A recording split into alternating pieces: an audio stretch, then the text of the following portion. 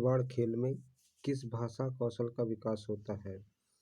तो शब्द निर्माण खेल में समझने का कौशल, बोलने का कौशल, बोधन कौशल, उपयुक्त सभी। तो इसका आंसर आएगा उपयुक्त सभी। शब्द निर्माण खेल में हमें समझने का भी कौशल प्राप्त होता है, बोलने का भी कौशल प्राप्त होता है और बोधन कौशल भी प्राप्त होता है। भारतीय संविधान में कुल कितनी भाषाओं का उल्लेख है? तो दोस्तों भारतीय भाषाओं में कुल 22 भाषाओं का उल्लेख है, क्योंकि भारत एक बहुभाषी देश है।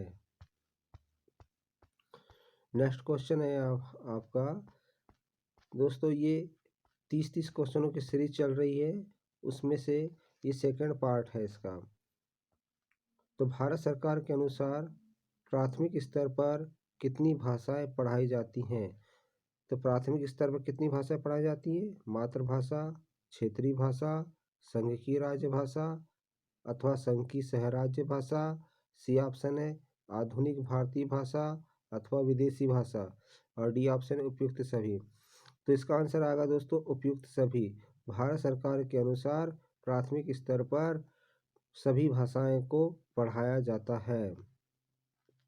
उसके बाद नेक्स्ट क्वेश्चन है दोस्तों, प्रथम भाषा से क्या आशय है? प्रथम भाषा ऐसी कौन सी भाषा होती है? तो प्रथम भाषा वह होती है जो बचपन से हमने सीखा है, जो हमने अपने परिवार से सीखा है, वह प्रथम भाषा कहलाती है। तो बचपन में सीखी गई भाषा प्रथम भाषा कहलाती है। उसके बाद है प्राथमिक स्तर पर शिक्षण का माध्यम क्या होना चाहिए? तो प्राथमिक स्तर पर हमारी मातृभाषा ही शिक्षण का माध्यम होती है। तो प्राथमिक स्तर पर क्षेत्रीय भाषा ही शिक्षण का माध्यम होना चाहिए। नेक्स्ट क्वेश्चन है 35, द्वितीय भाषा से क्या आशय है? तो द्वितीय भाषा से हमारी हिंदी या अथवा अंग्रेजी से आशय है, हिंदी अथवा अंग्रेजी से आशय है। द्वितीय भाषा मतलब क्या होगी? हमारी हिंदी और अंग्रेजी। प्रथम भाषा हमारी मातृभाषा होगी और दूसरी भाषा हमारी हिंदी या अंग्रेजी होगी। तृतीय भाषा का शिक्षण कब प्रारंभ होता है? तो द्वितीय भाषा प्रारंभ करने के 1 वर्ष बाद, द्वितीय भाषा प्रारंभ करने के 1 वर्ष बाद प्रथम भाषा हमारी मातृभाषा, द्वितीय भाषा हिंदी या अंग्रेजी और तृतीय भाषा कब स्टार्ट होगी? द्वितीय भाषा को प्रारंभ करने के 1 वर्ष बाद। द्वितीय भाषा को प्रारंभ करने के 1 वर्ष बाद कौन सी भाषा प्रारंभ होगी? हमारी तृतीय भाषा। नेक्स्ट क्वेश्चन है दोस्तों, स्वाभाविक रूप से कौन सी भाषा सीखी जाती है? तो स्वाभाविक रूप से हमारी मातृभाषा सीखी जाती है। जो हम हमारी फैमिली में, हमारे परिवार में बचपन से जो भाषा सीखते हैं वह स्वाभाविक रूप से सीखते हैं और वह कौन सी भाषा होती है? मातृभाषा होती है। भारत में सामान्यतः हिंदी अथवा अंग्रेजी किस त्रिभाषा के अंतर्गत आती है? किस त्रिभाषा के अंतर्गत आती है? तो यह हिंदी व संस्कृत त्रिभाषा के अंतर्गत आती है। जो हिंदी व अंग्रेजी या हिंदी या अंग्रेजी किस त्रिभाषा के अंतर्गत आती है? हिंदी अथवा संस्कृत त्रिभाषा के अंतर्गत आती है। नेक्स्ट क्वेश्चन है, न्यूनतम अधिगम स्तर की कक्षा में शिक्षण का मार्गदर्शन होता है अधिगम उद्देश्यों के निर्धारण में, अधिगम उद्देश्यों की पहचान में, अधिगम प्रतिफलों के मापन में। तो इसका आंसर आएगा डी उपयुक्त सभी। न्यूनतम अधिगम स्तर की कक्षा में शिक्षक का मार्गदर्शन अधिगम उद्देश्य के निर्धारण में भी होता है, अधिगम उद्देश्यों की पहचान में भी होता है, अधिगम प्रतिफलों के मापन में भी होता है, इस प्रकार सभी में होता है। भाषा कौशलों के रूप में भाषा कौशल के रूप में परिणत आधारभूत कौन सी क्रिया शामिल होती है? सुनना, बोलना, पढ़ना और लिखना। तो इसका आंसर आएगा सुनना, बोलना, पढ़ना, लिखना सभी। तो डी इसका आंसर सभी आएगा। हम भाषा कौशल कब सीखेंगे? जब कोई सुनेगा, जब कोई बोलेगा, जब पढ़ेगा या जब लिखेगा। तो इस तरह से चारों रूप से हम भाषा कौशल को सीख सकते हैं। सुनना कौशल के विकास के लिए उपयुक्त कथन कौन सा है? तो सुनना कौशल विकास के उपयुक्त कथन कहानी कथन विधि है दोस्तों। कहानी जब हम सुनेंगे तो हमारे सुनने कौशल का विकास होगा, सुनने कौशल का विकास होगा। ये क्वेश्चन है प्राथमिक शिक्षक भर्ती परीक्षा के। प्राथमिक शिक्षक भर्ती परीक्षा में इसी प्रकार के क्वेश्चन आएंगे। कक्षा में कौन सा कौशल अनेक दक्षताओं के विकास में सहायक है? अनेक दक्षताओं के विकास में सहायक है, वह है कहानी कथन विधि। कहानी से हम कल्पना में भी करते हैं, उसकी वास्तविकता को भी जानते हैं, उसका संश्लेषण भी करते हैं, उसका विश्लेषण भी करते हैं। इस प्रकार हम कह सकते हैं कि कहानी कथन विधि अनेक दक्षताओं का विकास करती है। उसके बाद है विद्यार्थियों के लिए चयनित विषय वस्तु निम्न में से किस प्रकार की होनी चाहिए? तो विद्यार्थियों के लिए चयनित विषय वस्तु शिक्षार्थियों की आवश्यकता और उनकी रुचि वाली होना चाहिए। अर्थात जैसे शिक्षार्थी सीखना चाहते हैं उसे उन्हीं प्रकार सिखाना चाहिए। विद्यार्थी अगर वह खेल के माध्यम से सीखना चाहते हैं तो उन्हें खेल के माध्यम से सिखाना चाहिए। तो इसका आंसर आएगा डी, शिक्षार्थियों की आवश्यकता और रुचि वाली। भाषा का ज्ञान कैसे प्रारंभ होता है? भाषा का ज्ञान हमें लिखित रूप से भी प्रारंभ होता है और मौखिक रूप से भी प्रारंभ होता है। तो भाषा का ज्ञान कैसे प्रारंभ होता है? लिखित और मौखिक, लिखित मौखिक। तो हम भाषा ज्ञान कैसे प्रारंभ होते हैं? जैसे कि हमारे परिवार में हम शुरुआत से ही बच्चे या अपने पेरेंट्स हमें बोल के जो कहते हैं वही भाषा हम सीख जाते हैं, तो वो क्या होगी? मौखिक उच्चारित भाषा। तो भाषा का ज्ञान हमें मौखिक उच्चारित भाषा से प्राप्त होता है। इसका आंसर आएगा बी, मौखिक उच्चारित भाषा। हमें स्टार्टिंग से ही या प्रारंभिक रूप से ही भाषा का ज्ञान प्रारंभ हो जाता है, वो भी हमारे पेरेंट्स के माध्यम से। भाषा का कितना प्रतिशत प्रयोग मौखिक रूप से सुनने और बोलने में होता है? ये कह रहा है दोस्तों कि हम मौखिक रूप से कितने प्रतिशत रूप में बोलते हैं? तो वह हम मौखिक रूप से 95% रूप में बोलते हैं।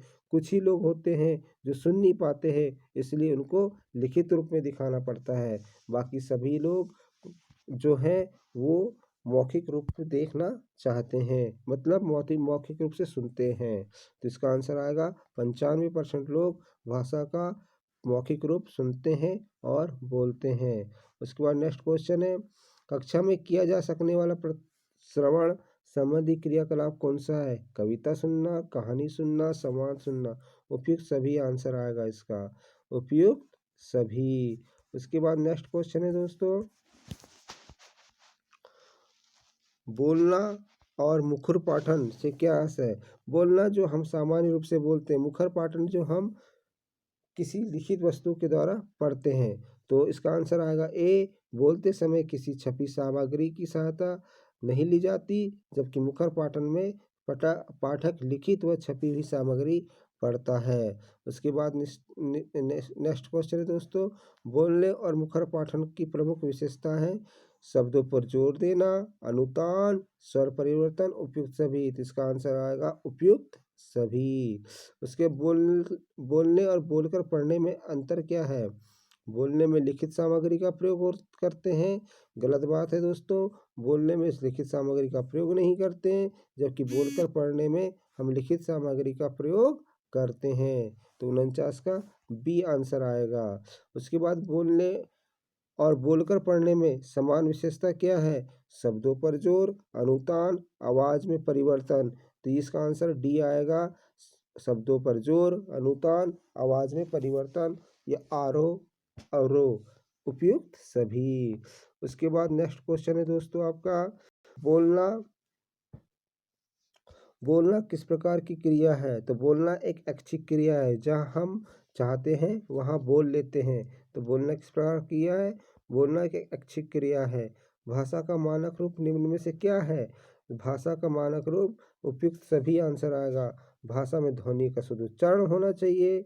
अपनी भाषा और जिस भाषा को सीख रहे हैं उसमें अंतर नहीं होना चाहिए। अधिक सीखी जाने वाली भाषा की ध्वनियों तथा अनुतान पर अपनी भाषा की ध्वनियों तथा अनुतान का प्रभाव नहीं पड़ने देना चाहिए।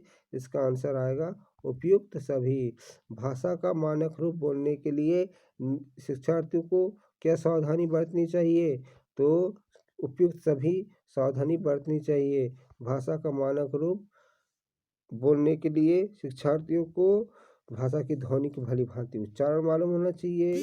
भेद नहीं होना चाहिए और ध्वनि और अनुतान प्रतिमानों को व्यवधान से बचाना चाहिए। तो इसका आंसर आएगा डी। उसके बाद आंसर के नेक्स्ट क्वेश्चन है आपका, भाषा अर्जन में पठन कौशल की क्या भूमिका है? तो पढ़ने की योग्यता होना आवश्यक है, सही है। इससे हमें अधिक ज्ञान प्राप्त करने के योग्य बन जाते हैं, ये भी सही है। यह शिक्षार्थी के सर्वांगीण विकास में सहायक होती है, ये भी सही है। तो इसका आंसर आएगा डी। पठन कौशल का क्या लाभ है? हमारे अनुभव को समृद्ध बनाता है, सही है। हमारे सोचने और तर्क करने के ढंग को बेहतर बनाता है, ये भी सही है। जिज्ञासु मस्तिष्क के विकास में उद्दीप्त करता है, ये भी सही है। तो इसका आंसर आएगा डी, उपयुक्त सभी। पढ़ने की योग्यता प्राप्त करने के लिए विद्यार्थी को किसका ज्ञान होना आवश्यक है? तो वर्णमाला की पहचान होना चाहिए, विभिन्न विभेद होना चाहिए वर्णमाला के, प्रत्येक ध्वनि को वर्ग से जोड़ सके, इस तरह की जानकारी होना चाहिए। इसका आंसर आएगा उपयुक्त सभी। उसके बाद नेक्स्ट क्वेश्चन है आपका, पठन प्रक्रिया के कितने चरण होते हैं? बहुत ही इंपॉर्टेंट क्वेश्चन है। पठन प्रक्रिया के 4 चरण होते हैं। श्रव्य बिंबों का निर्माण, श्रव्य बिंबों के साथ विचारों का संयोजन, अलग अलग विचारों का समूह बनाना तथा शब्दों का समूहीकरण। पठन प्रक्रिया में कितने प्रकार के पठन सम्मिलित होते हैं? पठन 2 ही प्रकार का होता है, एक मुखर पठन और एक मौन पठन। तो 2 पठन होंगे, तो इसका आंसर आएगा 2। और पठन प्रक्रिया के चरण आएंगे 4। उसके बाद है शिक्षा राज्य सरकारों तो केंद्र सरकारों दोनों की समवर्ती दायित्व है। ये संशोधन किसके आधार पर किया गया? ये 42वें संविधान संशोधन द्वारा किया गया, 42वें संविधान संशोधन द्वारा। उसके बाद आज का लास्ट क्वेश्चन है, भारतीय संविधान में अल्पसंख्यकों के शैक्षिक हित संरक्षण का प्रावधान निम्न में से किस अनुच्छेद में किया गया है? तो अनुच्छेद 29 और 30 में किया गया है, जिसमें अल्पसंख्यकों को शैक्षिक हित दिए गए हैं। Thank you.